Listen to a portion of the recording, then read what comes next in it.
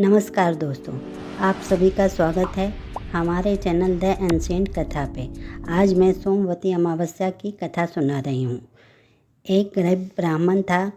उस परिवार में पति पत्नी के अलावा एक पुत्री भी थी। वह पुत्री धीरे धीरे बड़ी होने लगी। वह लड़की सुंदर और संस्कारवान थी, किंतु गरीब होने के कारण उसका विवाह नहीं हो पा रहा था। एक दिन उस ब्राह्मण के घर एक साधु महाराज पधारे। वो उस कन्या के सेवा भाव से प्रसन्न हुए। कन्या को लंबी आयु का आशीर्वाद देते हुए साधु ने कहा कि इस कन्या की हथेली में विवाह योग्य रेखा नहीं है। तब ब्राह्मण दंपत्ति ने साधु से उपाय पूछा कि कन्या ऐसा क्या करे कि उसके हाथ में विवाह योग बन जाए। साधु ने कुछ देर विचार करने के बाद अपनी अंतर्दृष्टि से ध्यान करके बताया कि कुछ दूरी पर एक गांव में सोना नाम की धोबिन जाति की एक महिला अपने बेटे और बहू के साथ रहती है, जो बहुत ही आचार विचार और संस्कार संपन्न तथा पतिपरायण है। यदि यह कन्या उसकी सेवा करे और वह महिला इसकी शादी में अपने मांग का सिंदूर लगा दे, उसके बाद इस कन्या का विवाह हो तो इस कन्या का वैधव्य योग मिट सकता है। साधु ने यह भी बताया कि वह महिला कहीं आती जाती नहीं है। यह बात सुनकर ब्राह्मणी ने अपनी बेटी से धोबिन की सेवा करने की बात कही। अगले दिन कन्या प्रातःकाल ही उठकर सोना धोबिन के घर जाकर साफ सफाई और अन्य सारे काम करके अपने घर वापस आ जाती है।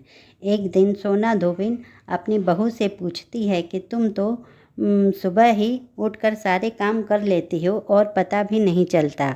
बहू ने कहा, माँ जी, मैंने तो सोचा कि आप ही सुबह उठकर सारे काम खुद कर लेती हैं, मैं तो देर से उठती हूँ। इस पर दोनों सास बहू निगरानी करने लगी कि कौन है जो सुबह ही घर का सारा काम करके चली जाती है। कई दिनों के बाद धोबिन ने देखा कि एक कन्या मुंह अंधेरे घर आती है और सारे काम करने के बाद चली जाती है। जब वह जाने लगी तो सोना धोबिन उसके पैरों पर गिर पड़ी और पूछने लगी कि तुम कौन हो और इस तरह छुपकर मेरे घर की चाकरी क्यों करती हो। कन्या ने साधु द्वारा कही गई सारी बात बताई। सोना धोबिन पतिपरायण थी, उसमें तेज था। वह तैयार हो गई। सोना धोबिन के पति थोड़ा अस्वस्थ थे। उसने अपनी बहू से अपने घर लौट आने तक घर पर रहने को कहा।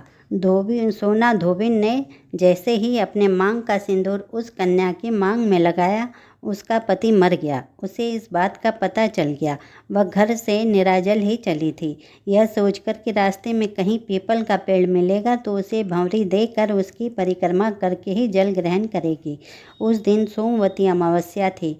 ब्राह्मण के घर मिले हुए पकवान की जगह उसने ईंट के टुकड़ों से 108 बार भंवरी देकर 108 बार पीपल के पेड़ की परिक्रमा की और उसके बाद जल ग्रहण किया। ऐसा करते ही उसके पति के मुर्दा शरीर में वापस जान आ गई।